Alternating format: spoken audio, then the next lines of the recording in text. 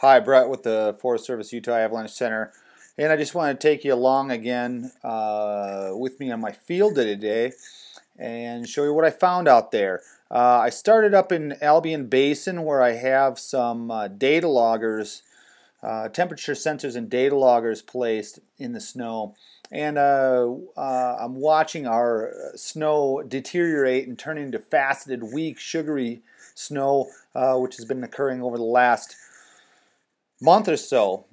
My study plot is up here in the Albion Basin on a 20 or 25 degree north facing slope where I can capture the temperatures in the snowpack there and take photos of the grains as well and watch our snowpack deteriorate.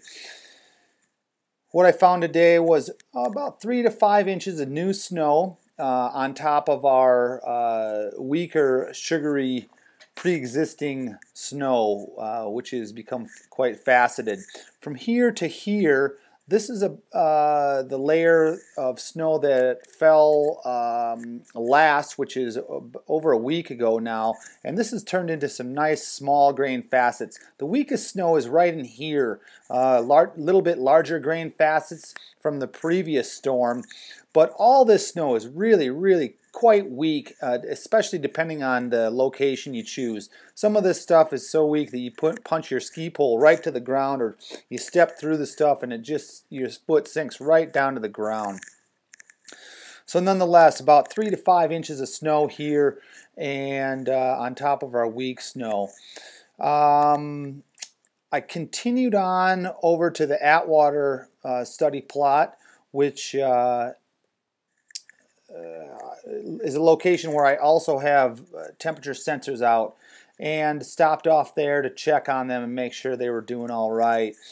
My first observation there was this drift just off of the Little Cottonwood Highway, and I don't know, 10 inches deep or so, and pretty significant drift for being just right down there in the just out of the town of Alta. So this was clued me in that the winds had drifted the snow around quite a bit, and this would be the theme for the day: a wind drifted snow.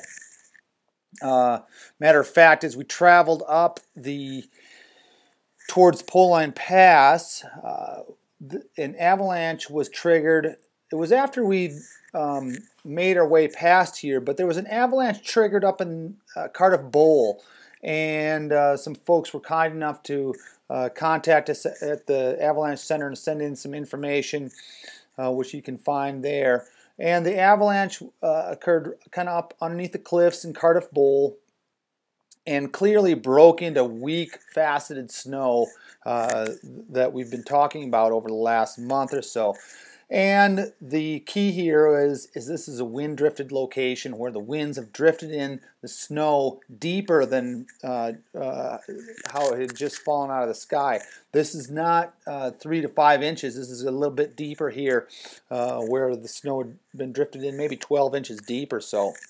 And again, it overloaded this weak, sugary snow and caused a collapse that was triggered remotely from a skier entering the slope. From there, we continued on into Cardiff Fork, and let's see. Once we got into Cardiff Fork,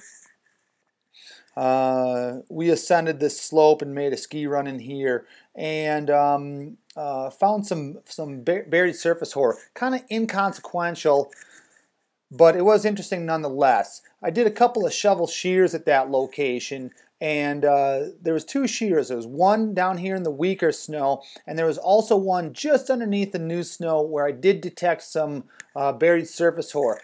It seemed like a isolated incident there with the surface hoar, in that I did not find that surface hoar in other locations that I looked at during the day. But it was interesting to find it there, and it was at the interface, preserved, and new snow had fallen on top of it, obviously, and that surface hoar produced a shear as well. Kind of interesting, but like I say, inconsequential at this juncture. From there, we continued on up to the pass here and started our way over towards George's Bowl in Cardiff Fork. This is Cardiff Fork here with Big Cottonwood Canyon Highway down in the bottom here. And as we were traveling along, crossing Cardiff Fork, we got some significant collapsing here, a little bit of a collapse festival going on across the flats here. And the thing about a collapse is it's a loud whooping sound, and it's where the whole entire snowpack settles rapidly. And that is basically what happens in an avalanche, except for we're on low angle slopes and the snow doesn't move.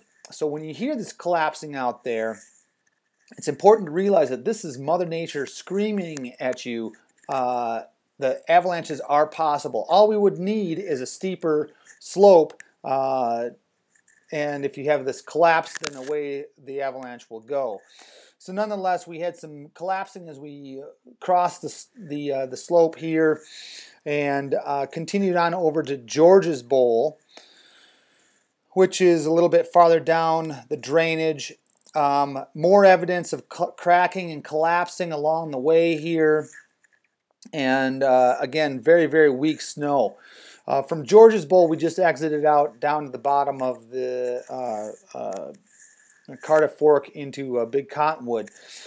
Getting back to the theme of the day, really the bottom line here is that in areas where the snow settled or fell and is settled just in 3 to 5 inches depth, there's not a whole lot going on. This wasn't quite enough weight to overload this other weak snow down here. However, where the snow has been deposited by the wind deeper than 5 inches deep or so, where you've seen drifts in the 12 to 24 inch deep range, that is certainly enough to overload these weak layers, and that's what we're going to be looking at for Friday. So that was my field day today. Hopefully enjoyed it, and I'll talk to you again soon. Thanks for watching.